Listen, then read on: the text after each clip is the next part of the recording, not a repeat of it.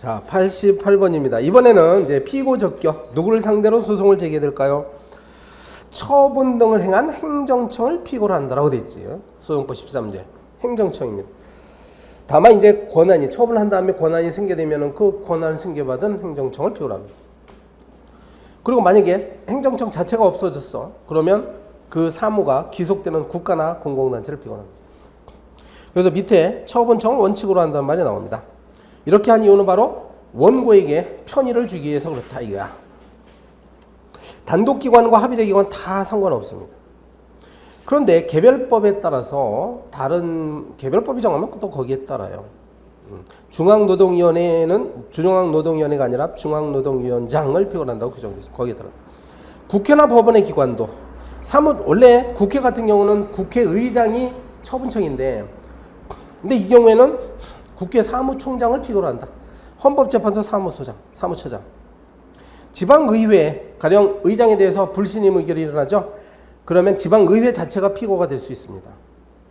우리 판례가 하나 있는데 조례에 대해서 조례가 직접적으로 국민의 이익과 관련이 되어 있으면 다툴 수 있다고 배웠잖아요. 아까 오전 시간에. 그러면은 여기에 대해서는 지자체 장을 피고로 합니다. 조례의 공표권자를 피고로 한다는 것이 우리 판례예요. 자, 밑에 예외, 처분청이 원칙이지만 예외, 수임청, 수탁청을 피고로 합니다. 권한을 위임 또는 위탁받았으면 위임청이나 위탁청이 아니라 수임청이나 수탁청이 피고가 됩니다. 동그라미 2번에 권한의 대리는 아시다시피 권한이 넘어가는 것은 아니에요. 권한이 넘어가는 건 아니기 때문에 피의대리 관청, 즉 대리권을 수여한 관청이 피의대리 관청인데 여전히 권한을 행사할 수 있으니까 피의대리 관청을 피고로 하는 것이지 대리관청을 피고로 하는 게 아닙니다. 동그라미 3번에 승계행정청은 아까 법률 규정에서 봤죠? 네, 그거고요. 그 다음에 동그라미 4번에 다른 법률에 특별한 규정이 있어. 네. 그런 경우는 예를 들어서 이거예요. 그 대통령이 어떤 공무원에 대해서 처분했어. 그럼 이 공무원은요. 소속 장관을 피고로 합니다. 대통령을 피고로 하는 게 아니라 소속 장관을 피고로 한다. 그리고 법원 행정처장, 헌법재판소 사무처장을 피고로 합니다. 그렇게 하는 이유는 바로 법률의 규정이 있기 때문에 그래요.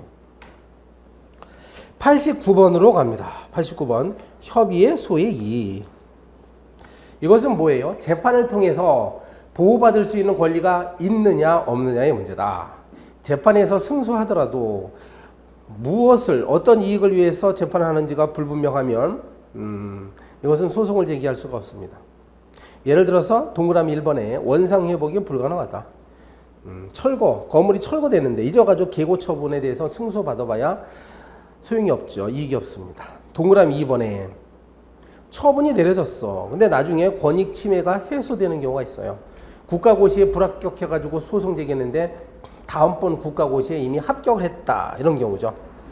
동그라미 3번에 처분의 효력이 소멸된 경우 원칙적으로는 소의 이익이 없습니다. 예를 들면 영업정지 3개월을 받았는데 3개월의 기간이 이미 지나버렸어.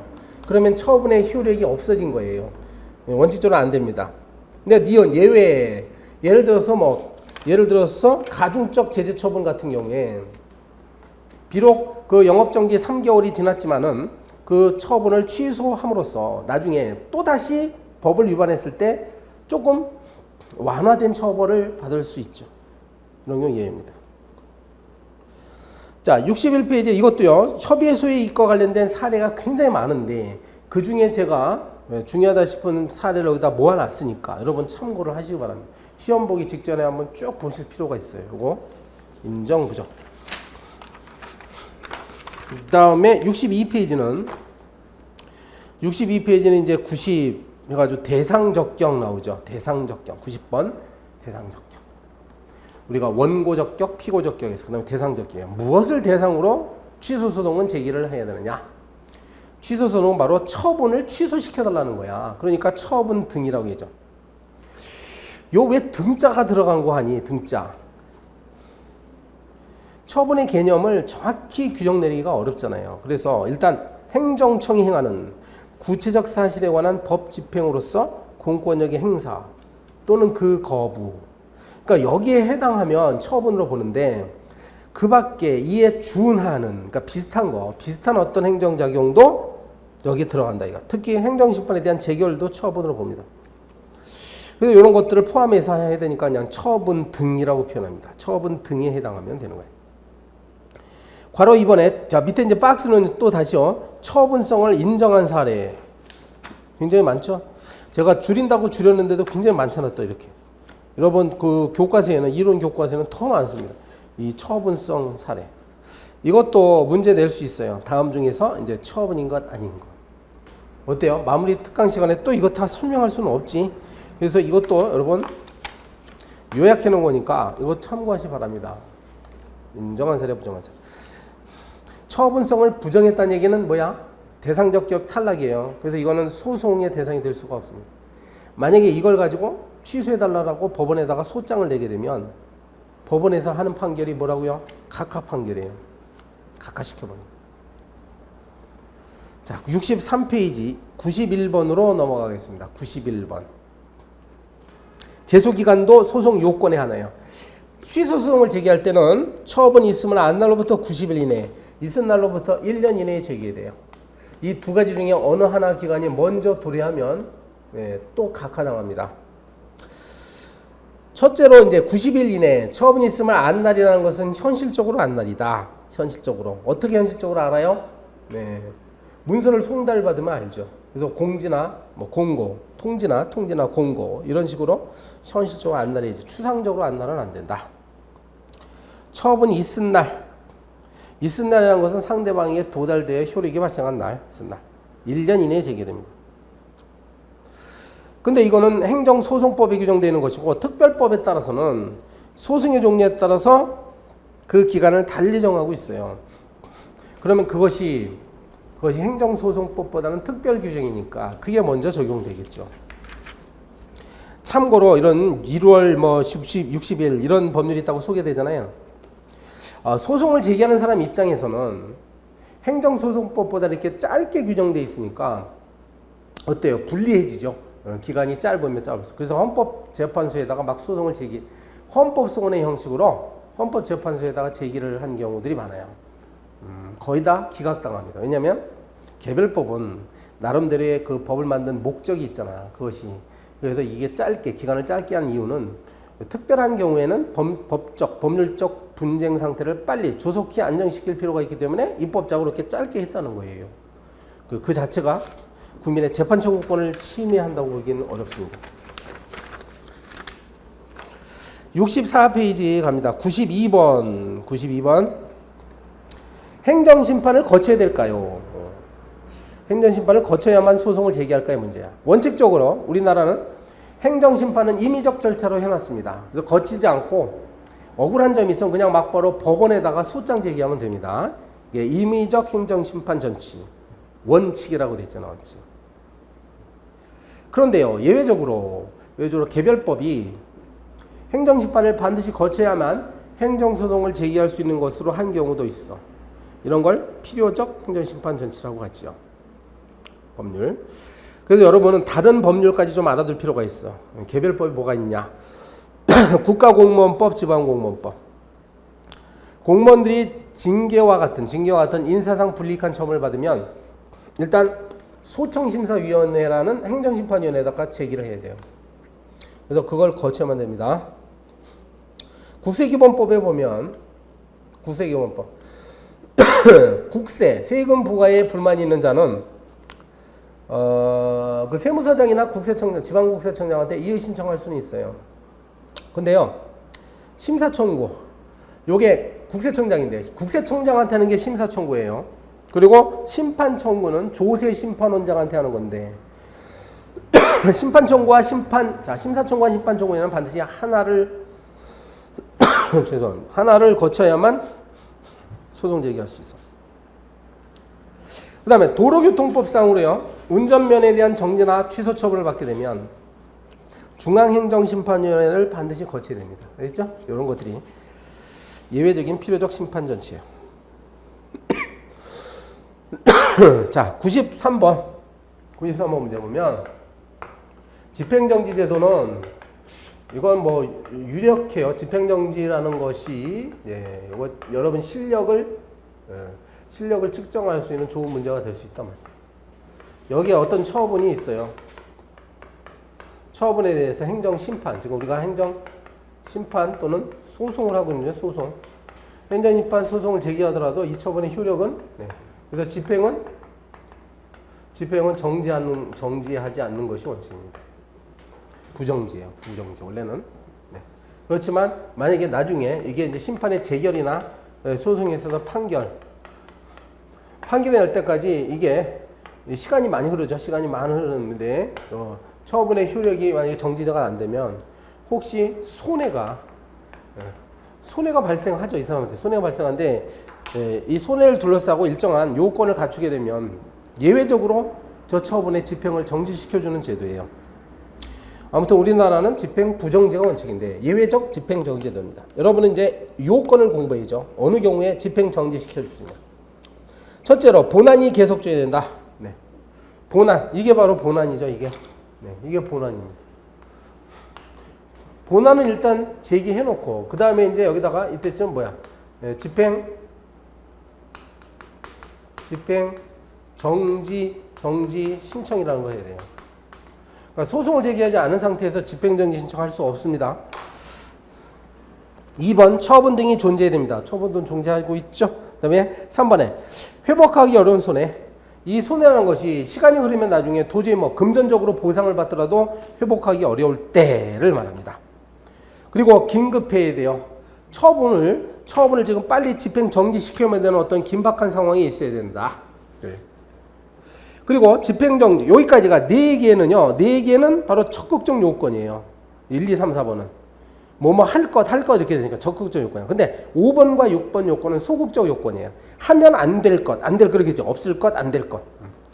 자, 만약에 집행정지를 했을 때 혹시 공공복리에 중대한 영향을 미친다면 집행정지는 결정이 안 내려집니다. 그 다음에 6번 본안 청구의 이유 없음이 명백하지 않아야 돼요.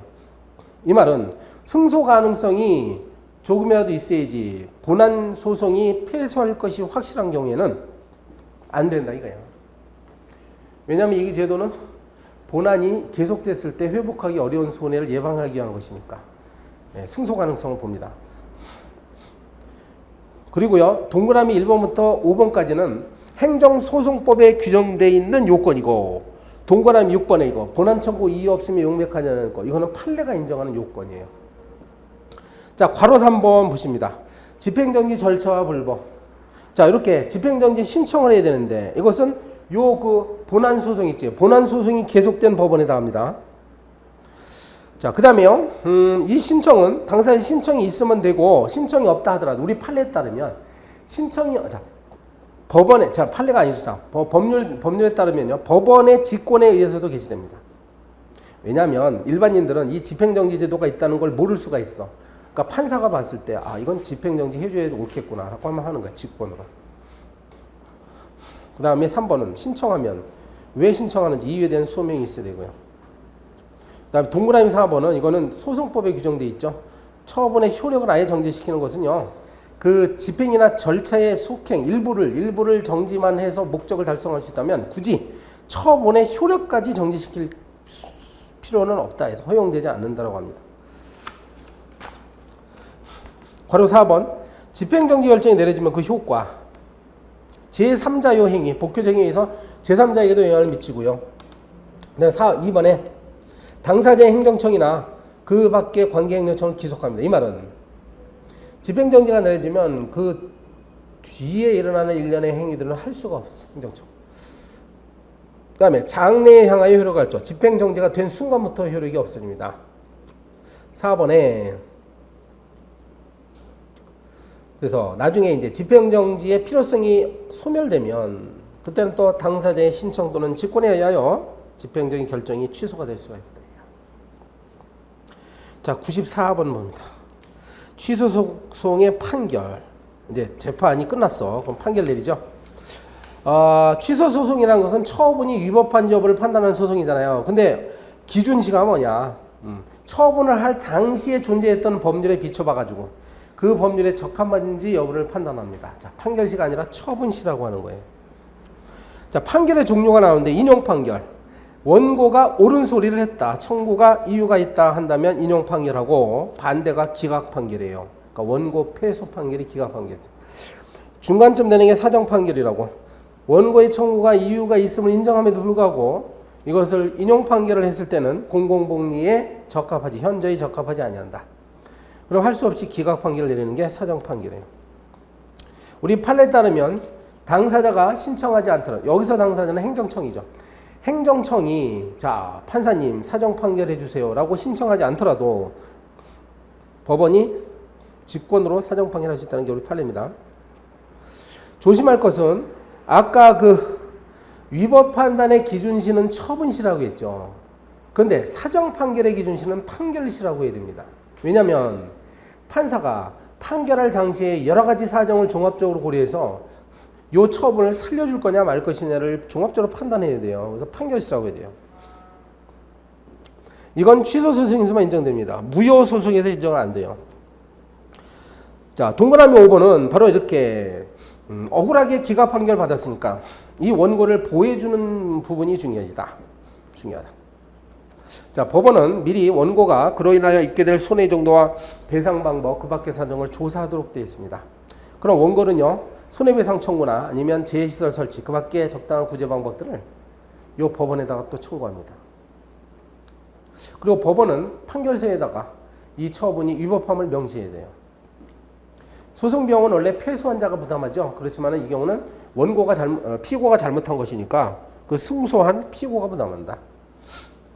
맨 마지막 줄은 당연히 사정 판결로서 확정되는 건 아니고 억울한 점이 있으면 다시 상소해서 상급심에서는 사정 판결이 취소될 수도 있어요. 95번으로 갑니다. 판결의 효력. 자방력 나오는데 자방력. 스스로 구속된다 그 뜻이지. 선고법원은 스스로 구속되니까 자신의 판결 내용을 스스로 함부로 취소하거나 변경할 수가 없습니다. 마치 우리 행정행위 공부할 때 행정청은 불가변력을 한다라고 하는 것과 비슷하죠. 형식적 확정력이 있어요. 이 상급심까지, 3심까지 다 거치거나 아니면 상소를 포기하거나 이렇게 되면 확정됩니다. 형식적 확정력. 그럼 이제 동일한 소송 절차에서는 더 이상 다툴 수가 없어. 그다음에 괄호 3번은 실질적 확정력 또는 기판력이라고 하는데요. 판결이 이제 확정이 되죠. 이제 재판 절차가 다 끝났어. 그렇게 되면 또 다시 어떤 소송이 제기가 돼가지고 이것을 뭐 제기하거나 법원이 다시 판단하거나 그럴 수가 없습니다. 확정되면 확정됐다는 말이 그거예요. 확정됐으니까 이제 더 이상 다툴 수 없죠. 이걸 바로 기판력이라고 한다 이거야. 기판력을 인정하는 근거가 작은 글씨로 나오죠. 무용한 반복을 방지한다. 그 다음에 모순된 판결을 방지하기 위해서 그렇습니다. 괄호 4번의 형성력. 판결에 따라서 법률관계가 발생하고 변경하고 소멸하는 것. 형성력. 그 다음에 괄호 5번 기속력이라고 나옵니다. 우리 행정심판할 때도 배웠죠. 기속력. 이 행정청이나 관계행정청은 판결의 내용을 따라야 돼요. 구체적으로 보면 동일한 행위를 반복하면 안 됩니다. 반복 금지효가 있어요. 이미 자기가 행정청이 패소됐기 때문에 과거에 했던 무슨 영업정지 처분 같은 걸 다시 하면 안 돼요. 근데 재처분 의무가 있다. 특히 이제 의무이행 심판에서요. 내가 허가 신청을 했는데 허가 신청을 했는데 거부당했어. 그래서 내가 의무이행 심판을 제기해서 이겼어요. 그러면은 행정청은 일정한 처분을 해야 됩니다. 가만히 있으면 또 안 돼요. 그래서 이게 재처분 의무예요. 결과 제거 의무도 있고 불법적인 상태 제거.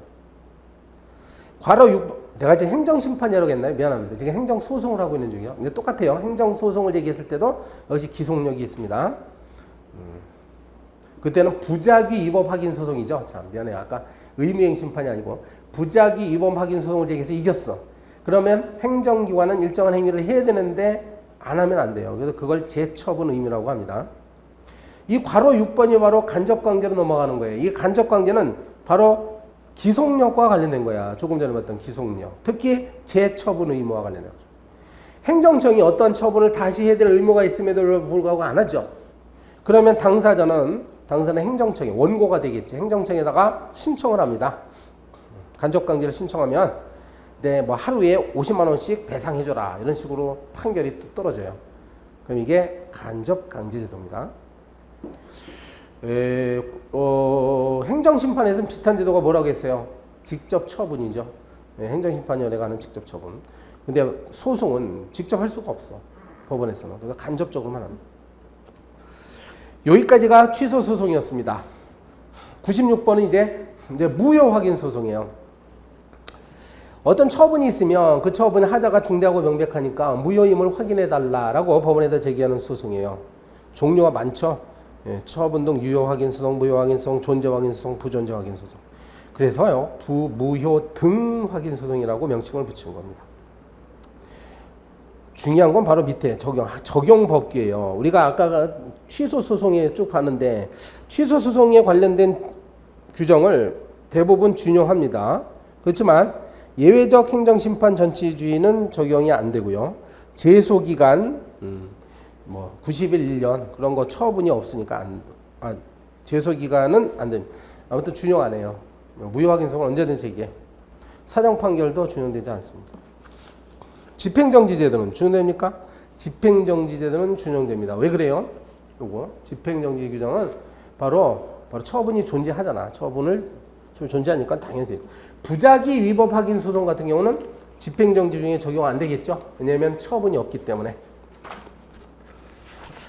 권리보호 필요가 또 있어야 되고요. 67페이지에 그래서 무효 확인을 구할 법리상 이익이 있어야 된다. 입증 책임은 판례는 보면요. 원고가 입증해야 된다요. 뭐냐면 처분의 하자가 중대하고 명백하다는 걸 입증해야 된다고 봅니다. 요게 말이죠. 취소 소송과 다른 점인데 취소 소송에서는 처분이 적법하다는 사실을 행정청이 입증해야 돼요. 즉 피고 책임 부담설입니다. 근데 무효 확인 소송은요. 하자가 중대하고 명백하다는 것을 원고가 입증하도록 되어 있습니다. 97번 부작위 위법 확인 소송이에요. 부작위가 위법하다는 것을 확인하는 소송을 말한다. 취소 소송에 관한 대부분의 규정이 준용됩니다. 그런데 처분이 없다 보니까 제소기간 제한 규정이나 아니면 처분 변경이나 소외 변경, 집행정지 결정, 사정판 이런 것들은 준용되지 않아요. 부작위라고 했는데 부작위가 되기 위해서는 여기 소송의 대상인 부작위가 되기 위해서는 동그라미 2번에 당사자가 신청했는데 상당한 기간이 경과됐고 처분을 한 법률상 의무, 행정청 의무가 존재했는데 아무런 처분도 하지 않았다. 이때 할 수 있는 거죠. 심리범위라고 하는데 우리 판례는 절차적 심리설입니다. 절차입니다. 부작위 위법 확인 소송은요. 부작위 상태가 위법한지 여부만을 판단하면 된다는 입장이에요. 법원이 실체적인 상황까지 판단하는 입장은 실체적 심리설이야. 그럼 행정청은 과연 이걸 허가를 내줘야 되냐 말아야 되냐 여기까지 판단한다는 건데 우리 판례 입장은 절차적 심리설입니다. 위법 판단 기준시가 판단시로 되어 있네요. 아까는 취소 소송이었으니까 처분시였는데 지금은 처분이 없잖아. 그러니까 판결을 할 당시까지 지금까지 행정청이 이렇게 부작위한 상태가 위법한지 여부를 판단해준다 해서 판결시가 됩니다. 여기까지가 바로 이른바 항고소송 세 가지를 본 거예요. 항고소송. 항고소송이라면 처분이나 부작위를 다투는 거죠. 거기엔 취소소송, 무효동 확인소송, 부작위 위법 확인소송 이 세 가지가 있었어요. 98번은 바로 이번에 이제 당사자 소송이에요. 이거는 항고소송이 아닙니다. 처분 등을 원인으로 하는 법률관계에 관한 소송, 기타 공법상 법률관계에 관한 소송, 여기 당사자 소송이에요. 실질적인 당사자 소송은 조금 전에 얘기했던 그거예요. 어떤 것들이 있나 쓱 보세요. 이게 다 당사자 소송입니다. 공법상 지위 확인 소송, 공법상 계약에 관한 소송, 결과 제거 청구 소송 앞에서 다 배웠죠. 판례도 많고 다음 페이지 보니까 우리 시립 무용단원 사건, 그다음에 공중보건의사 사건, 합창단원 사건, 광주 민주화운동 관련자 보상대응 방법. 이 사건들은 이제 당사자 소송으로 처리가 된 거고. 괄호 3번 보니까 형식적 당사자 소송이라고 나옵니다. 이것도 아까 시간에 했죠. 우리 토지수용법, 거기 공익사업법이라고 써 있잖아요. 세 번째, 공익사업을 위한 토지 등의 취득 및 보상에 관한 법률에 보면 그 재결에 대해 토지보상금 증감 청구성을 제기할 수 있고 이것은 실질적으로는 재결의 내용을 취소해달라고 제기하는 거지만 형식적으로 보면 당사자 소송이다 해가지고 형식적 당사자 소송이라고 해요. 아까 했습니다. 98번 끝났는데 여기까지가 바로 주관적 소송이었어요. 그러니까 개인의 법률상 이익을 보호하기 위해서 제기하는 소송, 주관적 소송. 근데 99번에 보면 개인의 이익과는 관계없이 행정이 공적으로 법률에 적합해야 되기 때문에 여기에 대해서 공익적인 측면에서 제기하는 소송이 객관적 소송이다. 따라서 이것은 예외적인 소송이니까 법률에 반드시 근거가 필요합니다. 여기엔 종류가 민중소송과 기관소송이 있더라. 민중들, 국민들이나 시민들, 주민들이 제기하는 소송들이에요. 선거소송, 당선소송, 국민투표 모양이 소송, 주민투표소송, 주민소송 이런 것들은. 기관소송이 나오는데 이것은 행정주체 내부를 구성하고 있는 기관들끼리 서로 권한을 다투는 거다. 우리나라에는 뭐가 있냐면 지방자치법상 지자체장하고 지방의회가 서로 다투는 경우가 있습니다. 그래서 이걸 해결해달라고 하면서 지방자치단체장이 대법원에다가 제기하는 수가 있어요. 그걸 기관소송이라고 합니다. 지방교육자치에 관한 법률에 보면 교육감이 시도위원회 또는 교육위원회는 없어졌으니까 지워버리세요. 교육위원회는 지우고 교육감이 시도의회를 상대로 대법원에 제기하는 소송이다.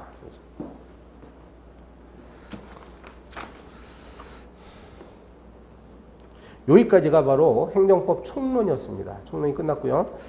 69페이지에 보면 100번 해가지고 100번 행정기관 나오는 행정기관.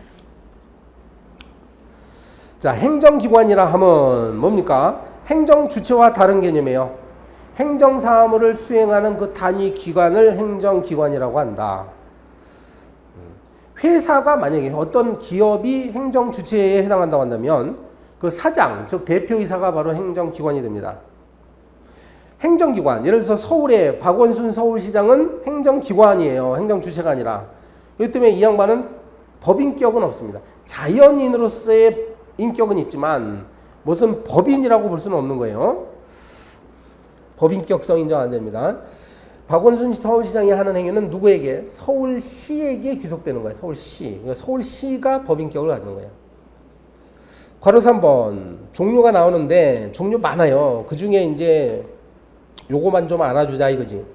행정관청은 행정주체가 결정하는 의사를 외부에 표시할 권한을 가진 기관을 특히 행정관청이라고 부른다.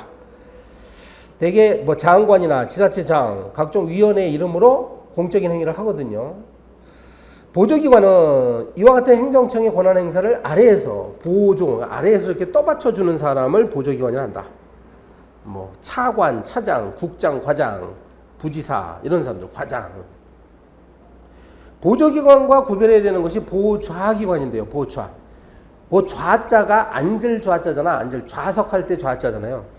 그러면 옆에 행정청 옆에 딱 앉아서 도와준다 이거야. 스태프 역할을 합니다. 조원 역할을 합니다. 정책, 기획, 계획, 연구조사, 참모적 기능, 스태프 기능을 담당하는 차관보 담당관 행정조정실장. 장자가 빠졌네. 그래서 이런 사람들을 보좌기관이라고 합니다. 의결기관이라는 것은 이제 행정주체가 뭐 마음대로 자기가 뭐 하고 싶은 의사표시하는 건 아니고 그 내부에서는 그런 의사를 결정하는 단계가 있어요. 행정심판위원회나 징계위원회가 얘네들이 여기서 이제 의사를 결정하면 이런 것들을 행정청이 이걸 받아가지고 외부에다가 의사표시하는 과정을 거칩니다. 그래서 이런 것들은 특별히 의결기관이라고 해요. 조심할 것은 위원회라는 명칭이 많이 있죠. 이게 성질에 따라서 이렇게 의결기관일 수도 있고요. 뭐 공정거래위원회 같은 경우는 그 자체가 행정청이에요. 그렇지? 행정청이 됩니다. 자, 101번 보겠습니다. 권한의 대리. 요 101번은 다음 페이지에 102번인 권한의 위임하고 잘 구별하셔야 됩니다. 근데 이미 여러분 민법 총칙 공부하셨기 때문에 쉬울 거예요. 대리라는 말에 익숙하죠. 대리라는 뭐냐? 대리는 민법에서는 원래 본인, 상대방 이렇게 부르지. 대리인, 본인, 대리인, 상대방. 근데 여기서는요, 피대리관청, 대리관청 이렇게 부릅니다. 그 상대방은 이제 국민이 되는 것이고. 그래서 행정관청이 자신의 권한의 전부터 일부를 타 기관으로 하여금 행사하게 하는 경우다. 그러면 그 대리관청은 피대리관청을 위한 것임을 표시해야 돼요. 여기에 막 현명회의, 아니 현명주의 맞죠? 이름을 밝히라. 근데 그러한 행위의 효과는 피대리 관청에 나타나는 제도다. 대리는 크게 임의대리와 법정대리로 나눠집니다. 민법 원리하고 똑같아요. 그래서 임의대리, 이른바 대리권 수여 행위, 즉 수권 행위에 의해서 이루어지는 대리행위입니다. 법적 근거는 없어도 된다고 봐요. 임의대리는 되게. 임의대리는 대리권, 적법하게 대리권만 행사하면 괜찮아요. 뭐 대리권 행사할 수 있다는 법률적 근거가 필요 없다고 그래요. 대리권의 범위는 일부에 대해서만 대리권 수여이죠. 뭐 전부 수여한다면 이거는 법정 대리거나 아니면은 권한을 위임한 것과 똑같으니까 안 됩니다. 그 다음에 두 번째로 법정 대리라고 되어 있어요. 어떤 법률적 사항, 법정 사실이 발생하게 되면 대리권이 수여된 것과 같은 효과가 나타납니다. 법정 대리예요. 여기에는 크게 두 가지가 있더라. 협의의 법정 대리와 지정 대리가 있습니다. 협의의 법정 대리라는 것은 협의의 법정 대리는 자동적으로 누군가가 대리권을 그대로 행사할 수 있는 것이 자동 조정 장치로 딱 만들어진 게 협의의 법정 대리예요. 좁은 의미. 우리나라 헌법상 대통령 권한 대행 제도입니다. 대통령이 재직 중에 유고 상황에 놓이게 되면 국무총리가 제1순위 권한 대행자가 되죠. 이건 자동적으로 규정되어 있어요. 이게 바로 협의의 법정 대리예요. 근데 지정 대리라는 것은 자동이 아니라 누군가 이렇게 지정해서 당신이 해라 이렇게 지정하는 경우에만 하는 경우가 있을 수 있어요. 요건 국무총리가 사고 났을 때 해당합니다. 정부조직법상이요. 국무총리가 사고가 나면 일단 부총리가 현재 있으니까 부총리 두 사람이 되고요. 만약에 부총리마저 사고가 났을 경우 그때 대통령이 국무위원 중에서 지정하는 사람이 총리 권한대행이 되는 거야. 이게 지정대리예요. 102번으로 갑니다. 102번. 행정관청의 권한의 위임. 행정관청이 이번에는 권한 자체를 다른 기관에게 넘겨주는 걸 말해요. 이전한다 이거지. 이전한다. 위임. 대리하고 다른 점 아시겠죠? 대리는 피대리 관청이 여전히 권한을 보유하고 있어. 근데 위임이라는 것은 이른바 수임청에게 권한 자체가 넘어가 버립니다. 따라서 여기서 중대한 문제가 발생하는데 국민의 입장에서는 행정기관이 각자 갖고 있는 권한을 미리 법률로서 알고 있는 상태야. 알고 있는 상태인데 자기들끼리 권한을 함부로 넘겨주면 안 되죠. 따라서 법적인 근거가 필요합니다. 법적인 근거가 요한다는 점이 아까 본 대리와 다른 점이에요. 특히 임의 대리와 다른 점이에요. 일부 위임해야 된다. 밑에 일부 위임된다. 전부 위임하면 안 되고 재위임 가능합니다. 재위임의 법적 근거가 뭐냐 이렇게 되면 뭐 정부조직법 6조 이런 거 나오죠. 정부 권한의 위임 및 위탁에 관한 규정 이런 것들이 재위임의 근거가 돼요. 자, 위임의 효과 보세요. 동그라미 1번. 위임청은 자기 권한을 넘겨줬기 때문에 더 이상 권한을 행사할 수 없지. 그런데 수임청은 사무를 수행할 수 있고 만약에 국민이 행정소송을 제기할 때는 위임청이 아니라 수임청을 피고로 합니다. 왜요? 행정소송의 피고는 처분 행정청이라고 했잖아요. 수임청이 처분했으니까. 그 다음에 위임기관은 여전히 지휘감독관계는 있어요. 따라서 취소권, 중지권 이런 것들이 있습니다. 그리고 필요한 인력이나 예산을 이관해야지요. 여기는 없는데 안 써놨는데 몇 년 전에 구급시험, 국가고시험 이런 게 나왔어요. 수임청은 권한을 행사할 경우 위임청의 협조나 지시를 받아야 된다. 이렇게 하면 틀리죠. 왜냐하면 권한이 완전히 넘어왔기 때문에 자기의 이름과 책임으로 하면 되는 것이지. 다시 동의를 받을 필요는 없어요. 자, 103번 보면 상급관청의 권한감독의 방법이라고 나옵니다. 우리 행정조직은 계층관계로 돼 있어요. 일사불란하게 움직여야 됩니다. 그래서 우리 상급기관이 감독해야죠. 이것이 사법부하고 다른 점이에요.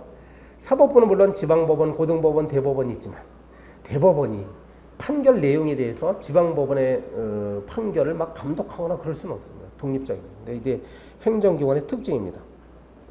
훈련권이라는 게 있어요. 훈련권은 상급관청이 하급관청에 일반적으로 내리는 지시, 명령 이런 것이 훈련권입니다. 훈련권은 훈령이라는 것은 행정규칙이 하나예요. 행정기관 내부에서만 적용되잖아. 그러니까 특별한 법적 근거가 필요가 없고요. 우리가 보통 훈령, 지시, 예규, 일일명령 이런 것들이죠. 요건, 형식적 요건을 갖춰야 돼요. 훈련권이 있는 상급관청이어야 되고 상대방은 그 지위를 받을 수 있는 관청이어야 되고 그래서 독립적인 권한에 속하는 사항이 아니어야 됩니다. 실질적인 요건, 적법하고 가능하고 타당하고 명백해야 된다. 훈령에 반드시 복종해야 될까요? 복종 의무 문제가 여기서 가장 큰 쟁점인데, 만약에 훈령의 내용이 위법하고 명백하게 위법하다 그러면 복종하지 아니해도 된다는 것이 우리 판례입니다. 경합의 문제가 있어. 만약에 둘 이상, 모순되는 둘 이상의 훈령이 경합한다. 그러면 바로 주관상급행정청의 훈령에 따라야 되고, 모두 주관상급행정관청이라면 직근, 바로 위에 있는 관청, 바로 위에 있는 관청의 훈령에 따라야 한다. 그 밖에 감시권, 인가권, 취소권, 정지권, 주관쟁의 결정권 등이 있습니다. 자, 104번 문제요. 자치행정조직법. 지방자치에 대한 일반적인 얘기가 나오네요. 그거 읽어보시면 되고. 법적지위 칸 보면 법적지위. 법인성이냐. 지방자치단체는 법인이에요. 그 자체가 하나의 독립적인 법인입니다. 법인이란 말은 권리 의무의 주체가 될 수 있다는 말이에요. 근데 동그라미 2번에 이른바 기본권의 주체냐의 문제는 다른 사안인데, 기본권, 헌법이 규정하고 있는 기본권은 원래 국민의 기본권이죠. 국민. 그러면 지방자치단체라는 이런 무생물 자체가 국민이라고 보기는 어렵지. 오히려 국가기관 쪽에 가깝죠. 그러니까 지방자치단체는 주민들의 기본권을 보호해줘야 될 주체가 되는 것이지, 그 자체가 기본권의 주체라고 할 수가 없습니다. 이런 이야기를 왜 하는 거 아니? 헌법소원을 제기할 수 있느냐의 문제예요. 지방자치단체는 헌법소원을 제기할 수가 없어. 권한쟁의 심판 같은 걸 제기할 수는 있어요. 괄호 2번에 종류가 나옵니다. 지자체. 크게 보통지자체와 특별지자체로 나눈다. 특별지자체. 그러니까 일반적인 행정을 다 담당하는 게 보통지자체예요. 여기에는 광역, 규모에 따라서 광역, 기초로 나눠지고, 광역에는 특별시, 광역시, 도, 특별자치시, 특별자치도가 있죠.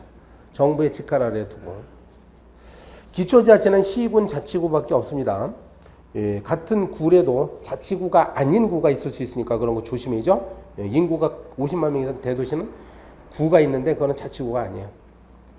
특별지자체, 특정한 목적을 수행하기 위해서 지방자체들끼리 묶인 게 특별지방자치단체입니다. 우리는 지방자치법에 근거 규정이 있어요. 자, 105번에 주민의 권리 나옵니다. 여기 제도가 몇 가지, 대여섯 가지 소개가 되는데요. 먼저 주민투표권이 뭐냐? 네, 주민에게 과도한 부담을 주거나 중대한 영향을 미치는 주요 결정사항에 대해서 주민투표에 붙일 수가 있다. 투표권자는 19살 기억하시고요. 그 다음에 외국인도 일정한 요건을 갖추면 적용됩니다. 외국인. 투표 대상은 중대한 영향을 미치는 주요 결정사항. 실시 유형은 4가지가 있다는 거 기억하고요. 주민투표는 어떤 경로로 이루어지냐 하면, 일단 요 4가지, 동그라미 1, 2, 3, 4번 있잖아요. 이렇게 해서 하고요. 실제로는 주민투표에 붙이는 자는 누구야? 지방자치단체 장입니다. 그러니까 서울시장, 종로구청장 이런 사람이 하기 싫으면 안 돼요. 안 합니다. 그 다음에 확정은 투표권자 총수의 3분의 1이 일단 투표해야 되고, 그리고 그 중에 유효 투표수의 과반수가 득표를 해야만 확정된다. 효력, 행정, 재정상에 필요한 조치를 해야 되고, 그 다음에 한번 결정되면 여기서 2년 이내에는 다시 또 투표의 대상이 될 수가 없습니다. 너무 잦은 정책 변경이 일어나면 안 되기 때문에 그렇죠. 그 다음에 조례재정 개표 청구권제도 있어요. 지방자치단체 주민들이 조례재정 과정에 일정 부분 참여할 수 있는 제도예요. 이것도 19살 이상이고, 조례안을 만들어가지고요. 조례안 이렇게 해달라라고 지방자치단체 장에게 청구합니다. 다시요. 조례안을 만드는 거 아니에요. 잘못 말했어요. 그러니까 지자체 장에게 이런 조례를 제정해 주세요, 개정해 주세요, 폐지해 주세요라고 청구한다고요. 그러면 이걸 받아가지고 지자체 장이 조례안을 만들어서 지방의회에다가 회부하는 거다. 이거죠. 여기 특히 제외 대상 잘 봐두시고요. 법령에 위반되는 거, 그 다음에 지방세 사용료 수수료와 같은 돈 문제들 있죠. 행정기구 설치 변경, 공공시설 설치 반대, 뭐 님비 현상 같은 거 이걸 방지하기 위해서 이런 규정을 뒀습니다. 세 번째로 감사 청구권 제도가 있다. 이 경우도 19살 이상 주민이, 시도는 주무부 장관에게, 시군 자치구는 시도지사에게 그 사무처리가 법령에 위반되거나 공익을 현저히 해야 한다고 한다면 감사 청구할 수 있어요. 상급기관에게 하는 겁니다. 감사 청구는. 청구 대상은 뭐라고? 법령이 위반되거나 공익을 현저히 해야 한다. 자, 괄호 4번 넘어갑니다. 요 주민소송권이 바로 감사 청구 제도와 연결되는 제도예요. 감사 청구했죠. 감사 청구했는데 만약에 그 내용을 감사 결과에 대해서 지자체가 이거를 게을리하고 있다. 감사 결과를 제대로 이행하고 있지 않아. 그럼 이걸 아예 주민들이 감사 청구했던 주민들이 행정법원에다가 소송을 제기하는 제도예요. 주민소송. 그런데 이제 모든 감사 청구 대상을 상대로 하지는 않습니다. 두 번째가 소의 대상이라고 돼 있죠. 감사 청구 대상 중에서 돈과 관련된 거, 그러니까 재정 문제, 회계 문제 이런 거 여기에 대해서만 합니다. 모든 것은 해당 안 돼요. 누가 청구한다고요? 원고는 감사 청구했던 주민 한 사람만이라도 됩니다. 그러니까 처음에 위에 감사 청구하지 않은 주민은 이걸 제기할 수 없어요. 그리고 피고는 지자체장이라고 해야 돼요. 지자체라고 하거나 아니면 지방의회라고 하면 틀립니다. 지자체장. 5번에 주민소환제도가 있어. 주민소환. 이것은 지방의회 의원과 지방자치단체 장을 임기 만료 전에 자리에서 물러나게 하는 제도죠. 근데 다만 지방의원 중에 비례대표 의원은 제외됩니다. 비례대표 제외. 자, 투표권자. 19살. 지금 보니까 전부 19살이에요. 다 똑같아요. 19살. 외국인도 됩니다. 여기 또. 투표 대상은 지자체장, 그 다음에 지방의회 의원, 비례대표 제외합니다. 제외 칸에 보면 1년 세 번 나오죠. 1년. 그래서 임기 개시일 초반 1년하고 임기 만료 1년 앞두고 남겼을 때 안 되고 똑같은 당사자에게 1년 만에 또다시 주민소환 투표할 수 없습니다. 뭐 절차는 이런 식으로 되고 확정은 어떻게 되느냐? 이것도 3분의 2 이상 투표와 이 투표 과반수가 찬성하면 이 사람은 해임되는 거야. 정족수 아까 똑같죠. 근데요, 3분의 1이 투표는 안 하죠. 그러면 투표함 자체를 열지 않습니다. 아까 그 제가 안 써놨는데 주민투표도 마찬가지예요. 주민투표도 3분의 1 이상 투표 안 하면 어때요? 개함, 이른바 개함, 개표를 안 한다는 얘기예요. 효력 중에 보면 1번 주민소환 투표 대상자로 지정이 되면요, 그 투표 끝날 때까지 권한 행사가 정지가 됩니다. 권한 행사 정지. 그러면 부단체장이 이걸 한다는 거죠. 자, 106번 보면 조례 제정권이 있습니다. 조례 제정권 한 개라고 되어 있는데 당연히 조례도 법률에 위반되면 안 되니까 법률 의의 원칙을 얘기할 수 있어요. 사항적 한계를 보면 조례는 자치사무와 단체 유임 사무만 해당이 되고요. 자치사무와 단체 유임 사무. 그 다음에 기관 유임 사무는 조례 제정 대상이 아닙니다. 다만 법률에 유임이 있으면 가능해요. 기관 유임 사무도. 법률 유보. 법률 유보를 하면 원래 행정작용은 법률에 근거를 둬야 된다는 것이 법률 유보잖아. 그럼 조례를 제정할 때 법적 근거가 꼭 있어야 되는 경우가 있느냐? 있습니다. 주민의 권리를 제한하거나 의무를 부과하거나 또는 벌칙을 제정할 때는 반드시 법률의 근거가 필요해요. 위임을 받아야 된다는 거지. 그런데 조례에 관해서는요, 우리 판례상 포괄적으로만 위임해도 된다는 거 아까 오전 시간에 한 것 같아요. 동그라미 2번 포괄적 위임이란 말이 아시죠? 원래는 대통령령이나 부령 같은 데다가는 구체적으로 위임해야 되는데 조례에다가는 포괄적으로 위임해야 된다. 벌칙 제정에 1천만 원 암기하시고요. 과태료 1천만 원까지 부과할 수 있다. 제정 절차를 보면 뭐 제안, 의결 이건 넘어가겠습니다. 제안, 의결, 이송, 공포 넘어가시고 제의 제도도 있어요. 다음 페이지 보면 제의 요구. 이게 이제 거부권 행사하는 거예요. 제의의 요구. 제의결. 지방의회가 다시 한번 하는 게 제의결이지. 요 정적수는 과반수 출석의 출석 3분의 2입니다. 원래는 보통 정적수는 과반수, 제적 과반수 출석의 출석 과반수죠. 3분의 2까지 돼 있어. 만약에요, 조례가 위법하다 그러면 이게 대법원까지 간단 말이에요. 대법원까지 가가지고 이제 그게 바로 기관소송이었어요. 조례를 통제하는 방법이 쭉 나오니까 보세요. 단체장은 거부권 행사할 수 있다는 거야. 제의요구. 제의요구했는데 다시 또 재의결됐어. 근데 재의결된 것이 법령에 위반돼, 법에 위반돼. 그러면 대법원에다가 소송 제기할 수 있습니다. 네, 법원은 그 원래는 조례 자체가 조례 자체는 추상적이니까 조례 자체는 대상이 안 되고 조례에 근거한 처분에 대해서 소송을 일단 제기한 다음에 그 재판 과정에서 이제 조례가 위법한지 여부가 다퉈질 가능성이 있어요. 근데 2번 그게 원칙이죠. 그게 바로 구체적 규범 통제라고. 근데 이제 우리는 조례가 직접 집행유예에 매개 없이 직접 주민의 권리나 이익과 관련되면은 행정소송을 제기할 수 있습니다. 처분으로 봐가지고. 헌법소원, 조례도 주민들이 조례 때문에 내 기본권이 침해됐다고 하면서 헌법소원 제기하면 돼요. 그 다음에 107번 지방자치단체 기관 나오는데 지방의회. 지방의회 지위는 주민을 대표하고 의결하고 통제하고 자치법하는 곳이죠. 의원 선출은 이제 4대 선거 원칙에 따라서 하고 그 다음에 임기 4년이라고 뭐 아시고요. 의원의 법적 지위 중에 권리와 의무 잘 나눠놓고 보세요. 그러니까 의원이 할 수 있는 권리가 직무상 권리, 제한상 권리에서 많은 어떤 권리들이 있습니다. 의장과 부의장 제도가 있으니까 의장 있고 부의장 제도 있고 권한, 의회가 하는 권한이 맨 아래 칸에 있죠. 의결권, 행정사무감사 조사.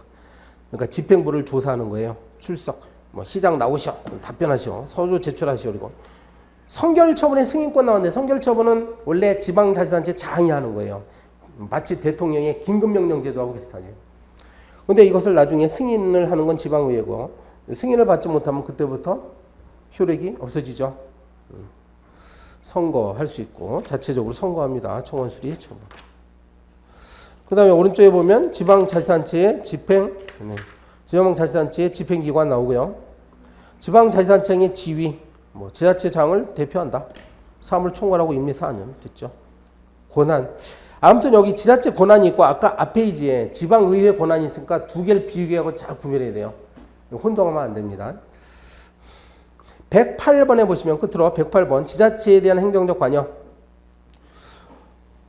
두 개를 묶어야 되는데 시정명령제도하고요. 밑에 직무이행명령을 묶어가지고 비교해야 됩니다.